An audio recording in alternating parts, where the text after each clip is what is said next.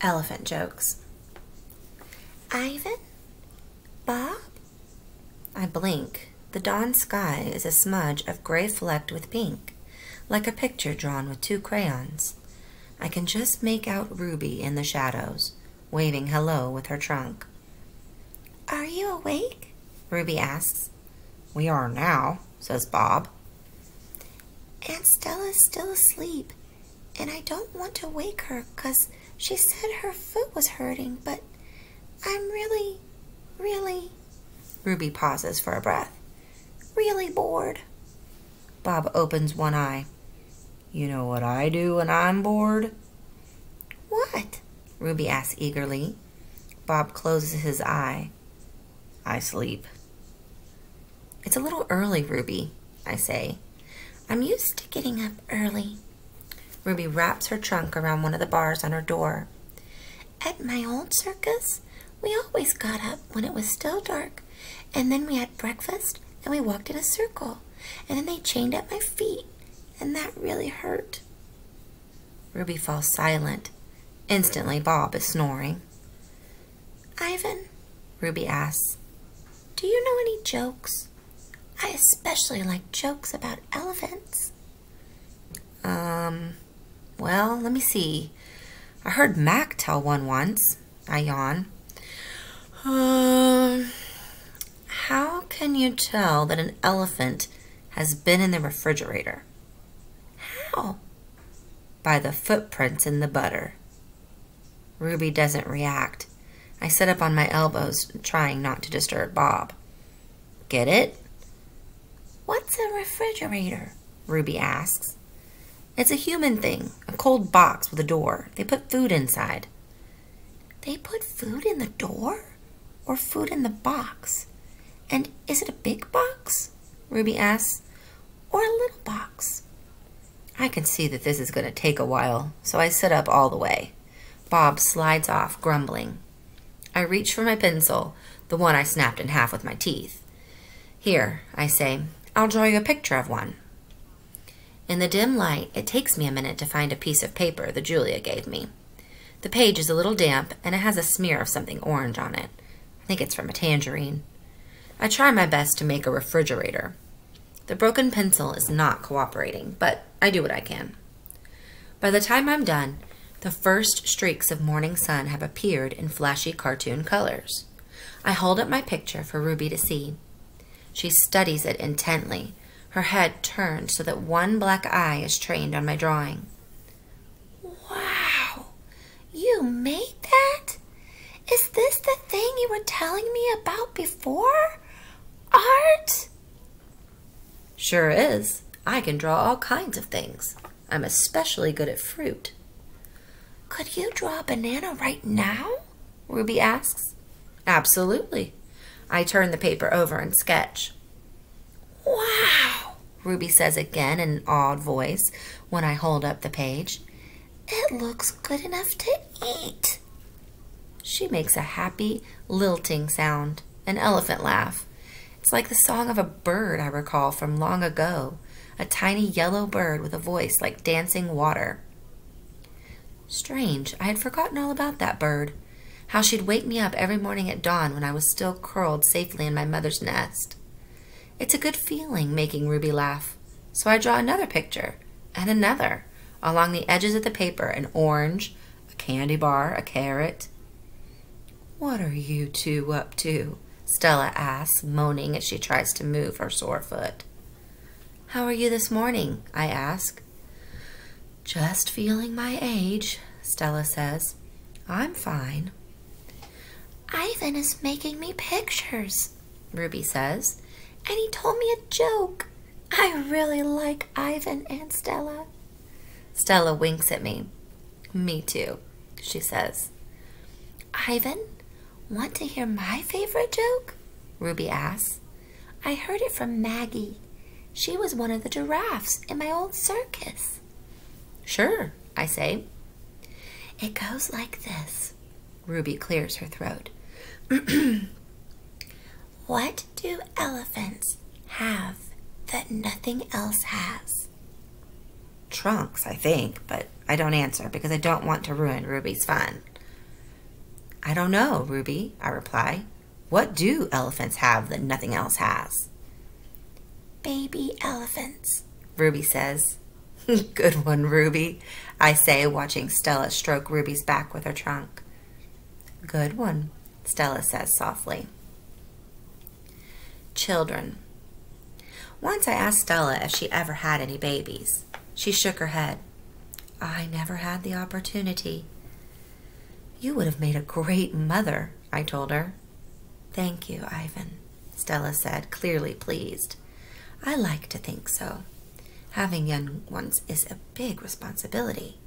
You have to teach them how to take mud baths, of course, and emphasize the importance of fiber in their diet. She looks away, contemplating. Elephants are excellent at contemplating. I think the hardest part of being a parent, Stella added after a while, would be keeping your babies safe from harm, protecting them. The way the silverbacks do in the jungle, I said. Exactly, Stella nodded. You would have been good at protecting, too, I said confidently. I'm not so sure, Stella said, gazing at the iron bars surrounding her. I'm not sure at all. The parking lot. Mac and George are chatting while George cleans one of my windows. George, Mac says, frowning, there's something wrong with the parking lot. George sighs. I'll take a look as soon as I'm done with this window. What's the problem? There are cars in it. That's what's wrong. Cars, George.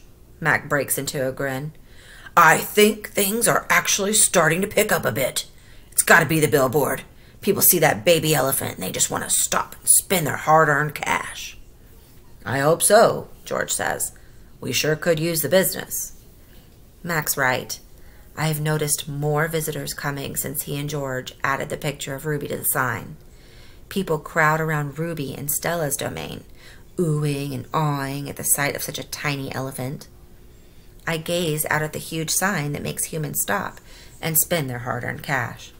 I have to admit that the picture of Ruby is rather cute, even if she doesn't look like a real elephant. I wonder if Mac could add a little red hat and a curly tail to the picture of me. Maybe then more visitors would stop by my domain.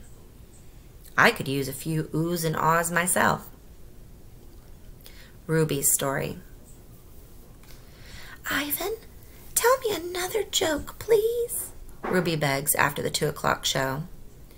I think I may have run out of jokes, I admit. Story then, Ruby says. Aunt Stella's sleeping, and there's nothing to do. I tap my chin. I'm trying hard to think, but when I gaze up at the food court skylight, I'm mesmerized by the elephant-colored clouds galloping past. Ruby taps her foot impatiently. I know. I'll tell you a story, she says. A real, live, true one. Good idea, I say. What's it about? It's about me. Ruby lowers her voice. It's about me and how I fell into a hole. A big hole. Humans dug it. Bob pricks his ears and joins me by the window. I always enjoy a good digging story, he says. It was a big hole full of water near a village, Ruby says. I don't know why humans made it. Sometimes you just need to dig for the sake of digging, Bob reflects.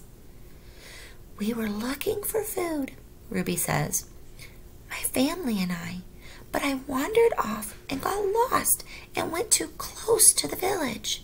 Ruby looks at me, eyes wide. I was so scared when I fell into that hole. Of course you were, I say. I would have been scared too. Me too, Bob admits. And I like holes. The hole was huge. Ruby pokes her trunk between the bars and makes a circle in the air. And guess what? She doesn't wait for an answer. The water was all the way up to my neck, and I was sure I was going to die. I shudder. What happened then? I ask. I'll tell you what happened, Bob says darkly. They captured her and put her in a box and shipped her off, and here she is, just like they did with Stella. He pauses to scratch an ear. Humans. Rats have bigger hearts. Roaches have kinder souls. Flies have. No, Bob, Ruby interrupts. You're wrong. These humans helped me. When they saw I was trapped, they grabbed ropes and they made loops around my neck and my tummy. The whole entire village helped. Even little kids and grandmas and grandpas, and they all pulled and... Ruby stops. Her lashes are wet, and I know she must be remembering all the terrible feelings from that day. And they saved me, she finishes in a whisper. Bob blinks. They saved you? He repeats. When I was finally out, everyone cheered, Ruby says.